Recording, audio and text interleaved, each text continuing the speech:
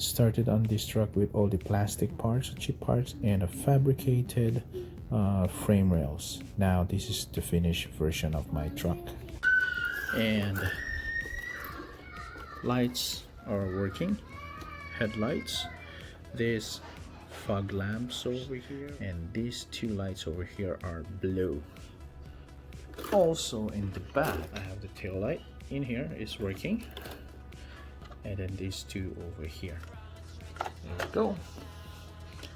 To turn it on, yes, I have it right there.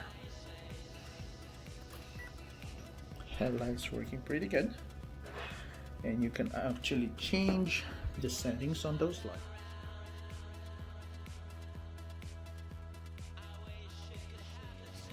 So let's turn. Electronics are inside the truck. Got my receiver over here. It's over here. ESC inside this box, and that's my battery over there. This is the wheels that I put in here. It's a 1.9 beadlocks, aluminum beadlocks, and it's about, I believe, $54 including shipping.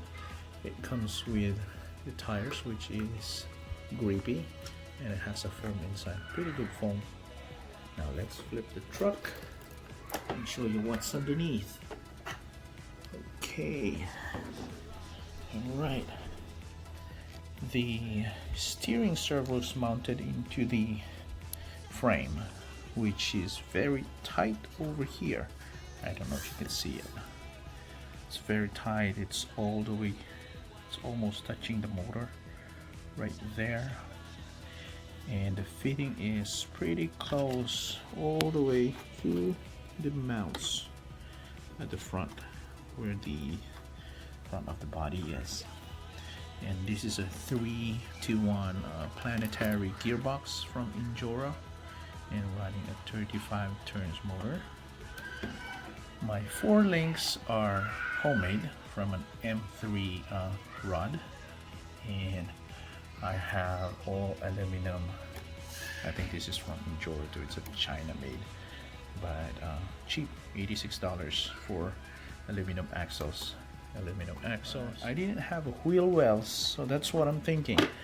So when you're like this, you could actually see the wirings inside, and you can see the guts inside, which I'm gonna cover that one just to make it more scale. All right, there you go, guys. This is my truck. It's a Chip Rubicon, the short wheelbase.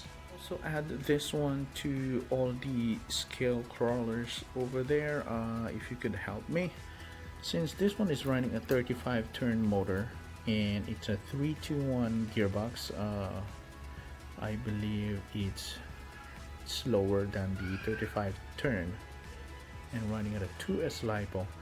I don't know why this gearbox, it's making the motor very hot, and when it's hot it kind of loses the power, and I have to wait for it to cool down and then run it again with the same full power. The thing is, I could not change the gears on this 3-to-1 planetary gearbox because I don't know if you could change them. I don't know if there's anything that you could change them or gear down. I don't know. If you guys could help me, thanks. Leave your comments so that I could address that overheating issue on this one. Thanks so much, guys.